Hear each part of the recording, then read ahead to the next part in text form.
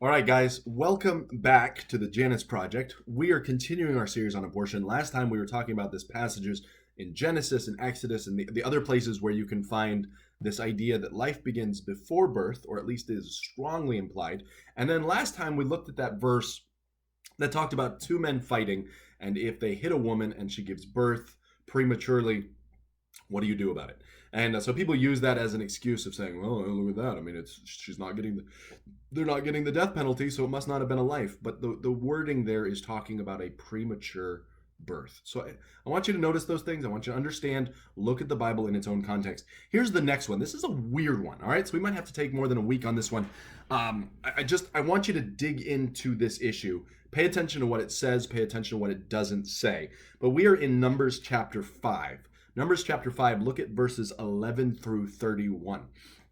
Now, this is just in a series of laws. There's unclean people laws, and so it's just, again, people who are unclean, and what do you do with them? And okay, people have been wronged, what do you do with them? And by the time you get up to verse 11, this is a category of people who are wronged, but it's a woman who is suspected of being involved in adultery. And so what God is doing. Now, again, we go back to principle number one. Principle number one is God has the right to determine life and death. God has the right to end a life. God has the right to start a life. God has the right to say barren womb. God has a right to everything. God has the authority and the right to start and stop anything he chooses to, as long as it's within his character. And ending a human life is not outside of God's character. It's just not.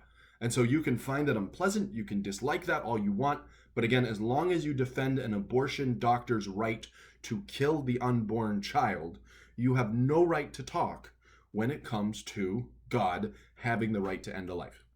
God made life, he formed it, he sustains it, and at any moment he can choose to go dead. A doctor does not have that right, a mother does not have the right, the father does not have the right, you don't have the right to end your own life. All of those things are outside of your purview, outside of your authority, because we are created beings. God is not. So I want to remind you of principle number one, and then let's look at Numbers chapter 4, 5 verse 11. And the Lord spake to Moses, saying, Speak unto the children of Israel, and say, If a man has a wife that goes aside, commits a trespass against him, and a man lie with her carnally, okay, so this is talking about an adulterous affair, and he be hid from the eyes of her husband, and be kept close, and she be defiled. There be no witness against her, neither be she taken in the manner. Okay, so it's talking about someone who is getting away with it. They're secret, they're sneaky. All right, it says, and the spirit of jealousy come upon him, and he be jealous of his wife, and she be defiled. Or if a spirit of jealousy come upon him, and he be jealous of his wife, and she not be defiled. So it's talking about this idea of a man who's looking at his wife, and he's beginning to get suspicious that maybe she's been cheating on him. Okay, either the way she's acting or looking or whatever. And he even admits in this passage, there might be some women who are completely innocent, but the husband is jealous over them. What do you do?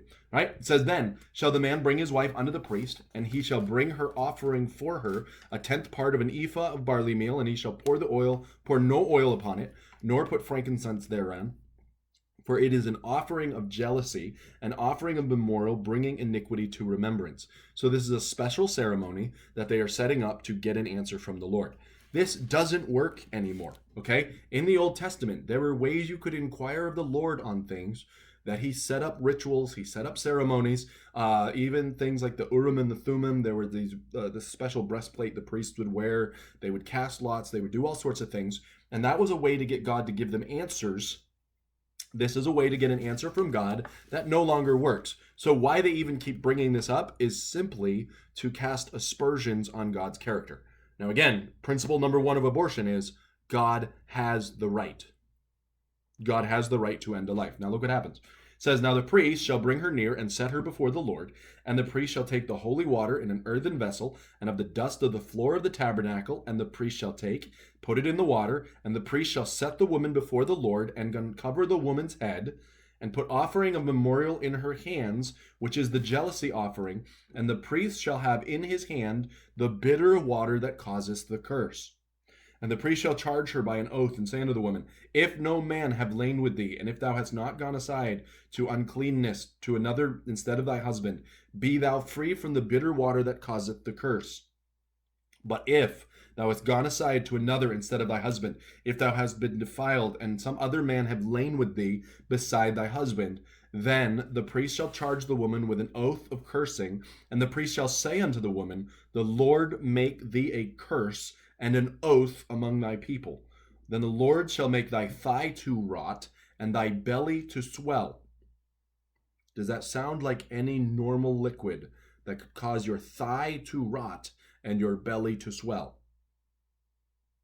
If you do know of a liquid, let me know. That's weird. I want a sample for my shelf. No, this is something God is doing. It's a miracle. It's something God is saying. If this woman has truly committed adultery, your sin will find you out.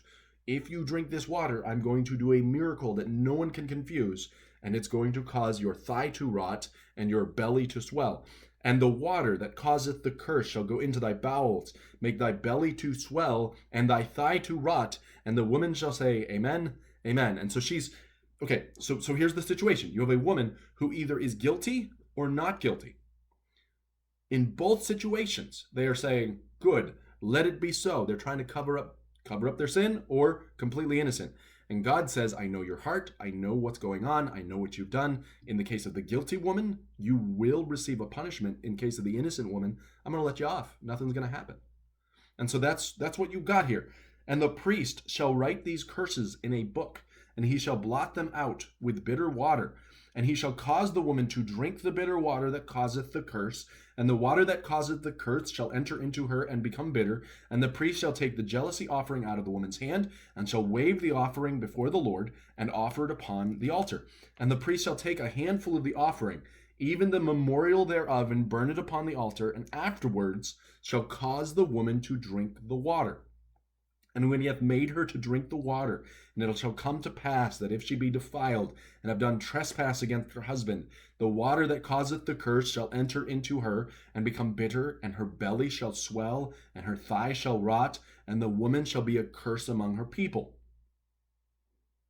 So it's basically causing a physical deformity to come up on her because of her sin, because she chose as a guilty woman to let this proceeding go, trying to cover up her sin. And God says, I know whether you're innocent or guilty. The ceremony is going to show it. Now, and if, verse 28, and if the woman be not defiled and be clean, she shall be free and shall conceive seed. Okay? Now, look what it goes. This is the law of jealousies. When a woman goeth aside to another instead of her husband, and is defiled, or when the spirit of jealousy cometh upon him, and be jealous over his wife, and shall set the woman before the Lord, the priest shall execute upon her all this law. Then shall the man be guiltless from iniquity, and this woman shall bear her iniquity.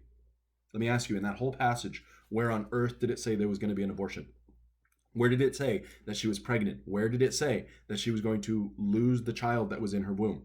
Every time you have sex, it doesn't mean you suddenly conceived seed. Look what it says here. It says, the woman who is not defiled shall be free, and she shall conceive seed. So I want you to picture this. This is the scenario that I want you to imagine. You've got a husband who's planning to sleep with his wife. They want to start a family. And he's looking at her and going, I don't know that you've been faithful. I don't know if maybe you've been sleeping around, and I don't want that happening. So he takes her before the priest, makes sure that she's actually right, makes sure she's actually been faithful to him. And if she has not, she's going to become basically someone with a barren womb. She will not be able to conceive seed.